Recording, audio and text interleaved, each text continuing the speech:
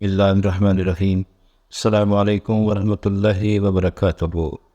میں ایک سفید فام امریکی ہوں جو جنوب مشرقی ٹینیسی میں پیدا ہوا تھا۔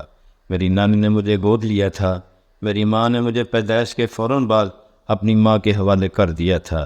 میں اپنی نانی کے ساتھ اس وقت تک رہا جب تک اللہ نے انہیں 23 دسمبر 1992 کو اس دنیا سے واپس نہیں بلا دیا۔ اگرچہ ہم بہت غریب تھے لیکن میری نانی مذہبی طور پر بہت مضبوط تھیں۔ اس سے پہلے کہ ان کی داستان شروع کی جائے، آپ میرا یوٹیوب چینل سبسکرائب کر دیں اور بیل آئیکن بھی پریس کر دیں تاکہ اس طرح کی ایمان افروز داستانیں آپ تک پہنچتی رہیں۔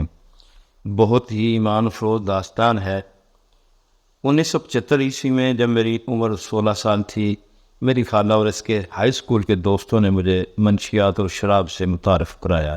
میں اپنی گریجویشن سے 1 سال پہلے اسکول چھوڑ چکا تھا، لیکن میں نے اس سال کے آخر تک اپنی GED کا امتحان دے دیا۔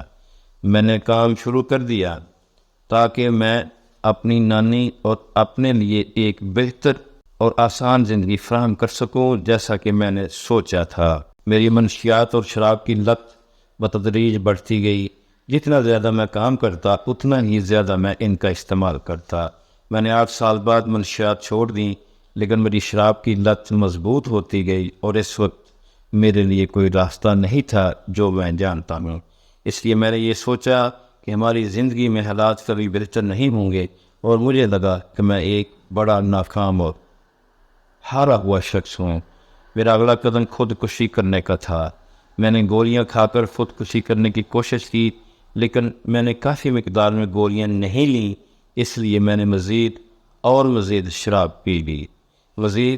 میری زندگی اب میری نہیں رہی، یہ اب شراب کی ہو چکی تھی۔ یہ میرا واحد ساتھی اور بہترین دوست تھا۔ میں دن رات اس کے لیے جیتا رہا۔ میں نے 2 مزید خودکشی کی کوششیں کی، ان جگہوں پر جہاں میں نے سوچا کہ مجھے کبھی کوئی نہیں ڈھونڈ سکے گا، لیکن کیسے صرف اللہ ہی جانتا ہے۔ میں دونوں دفعہ کامیاب ہو جاتا اگر اللہ نے ان لوگوں کو ان جگہوں پر نہ بھیجا ہوتا جہاں میں تھا۔ یہ جگہ اتنی دور افتادہ اور ویران تھیں کہ آج تک مجھے یاد نہیں کہ وہ کہاں تھیں۔ میں نہیں جانتا کہ میں وہاں کیسے پہنچا، کیونکہ میں بہت زیادہ نشے میں تھا۔ اب 1992 کا سال ہے۔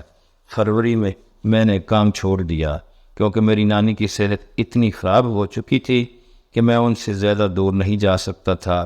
میں شام کو ان کے سونے کے بعد اپنے جعلی دوستوں کے ساتھ باہر شراب پینے اور پارٹی کرنے چلا جاتا۔ 23 دسمبر کو اللہ نے میری نانی کو مجھ سے چھین لیا۔ تب میری ساری دنیا تباہ ہو گئی۔ میں نے جتنا زیادہ ہو سکتا تھا 4 ماہ تک شراب پی۔ یہ اب اپریل 1993 ہے۔ میرا سب سے قریبی اور واحد دوست مجھے چھوڑنے کی دھمکی دے رہا تھا اگر میں مدد حاصل نہیں کروں گا۔ میں 3 مختلف بار علاج کے لیے گیا۔ 3 سال کے دوران یہ علاج ڈپریشن، اضطراب، دباؤ اور شراب کی لت کے لیے تھے۔ جب کوئی شخص خود پر قابو کھو دیتا ہے اور جس چیز کا غلط استعمال کر رہا ہوتا ہے وہ مکمل طور پر اس کی زندگی پر حاوی ہو جاتی ہے۔ کوئی شخص کبھی بھی نشے کی عادت پر قابو نہیں پا سکتا۔ میں یقین سے کہتا ہوں کہ یہ ایک فریب ہے۔ انسان کو لگتا ہے کہ وہ قابو میں ہے۔ کنٹرول کا نقصان پہلے گلاس یا پہلی گولی کے ساتھ ہی شروع ہو جاتا ہے۔ اب 28 مئی 1995 کا دن ہے۔ میں نے کلمہ شہادت پڑھ لیا۔ آئے 2 دن پیچھے چلتے ہیں۔ ایک شخص جو میرے ساتھ رہ رہا تھا، ہم شراب پی رہے تھے اور پارٹی کر رہے تھے۔ بات مذہب پر آ گئی۔ وہ شخص کیتھولک تھا اور میں عیسائی تھا۔ اس وقت مجھے 10 یا 15 سال ہو گئے تھے کہ میں نے مذہب کے بارے میں سوچا بھی نہیں تھا۔ میں نے سوچا کہ یہ گفتگو مذہب کے بارے میں ہے، بے بنیاد تنقید پر ہوگی، لیکن یہ میرے لیے بہت خاص ثابت ہوئی۔ اس شخص نے مجھ سے پوچھا کہ کیا میں نے کبھی مسلمانوں یا اسلام کے بارے میں سنا ہے؟ میں نے جواب دیا نہیں۔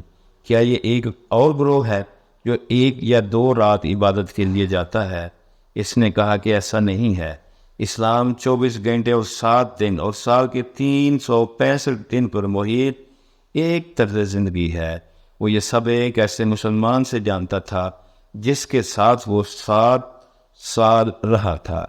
موضوع ختم ہو گیا۔ لیکن ہماری شراب نوشی جاری رہی۔ کئی گھنٹے بعد میں بستر پر چلا گیا، لیکن اس رات مجھے نیند نہیں آ رہی تھی۔ تمام رات میرے دماغ میں اسلام اور مسلمان کی صدائیں گونجتی رہیں۔ یہ رکتا نہیں تھا۔ اگلی صبح جب میں نے خود کو سنبھالا تو میں نے فون بک اٹھائی تاکہ دیکھ سکوں کہ کہیں مسلمانوں یا اسلام کے بارے میں کچھ درج ہے یا نہیں۔ کچھ نہیں ملا۔ میں نے دوبارہ دیکھا اور پھر بھی کچھ نہیں ملا۔ میں نے غصے میں فون بک کو پھینک دیا۔ تھوڑا وقت گزرا اور میں نے دوبارہ کوشش کی اور اس بار کتاب کھولی تو پہلی چیز جو میں نے دیکھی وہ مقامی مسلم کمیونٹی کا نام تھا۔ میں نے فون کیا اور ایک بھائی سے بات کی اور اگلے دن مسجد میں ملنے کا وقت طے کیا۔ جمعرات کو میں نے اس وقت کی تصدیق کی۔ ایک اور بھائی نے فون اٹھایا لیکن لائن میں بہت زیادہ شور تھا۔ پھر بھی پیغام پہنچ گیا۔ اس بھائی نے میرے لیے سواری کا انتظام کیا اور اس رات وہ اسلام کی بنیادی باتیں بتا رہے تھے۔ سب کچھ بہت متاثر کن لگا، لیکن میں نے کہا کہ میں کچھ وقت لینا چاہتا ہوں۔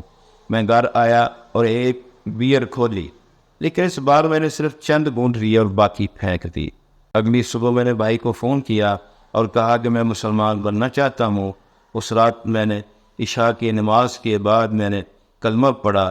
یہ تھی میری مکمل کہانی۔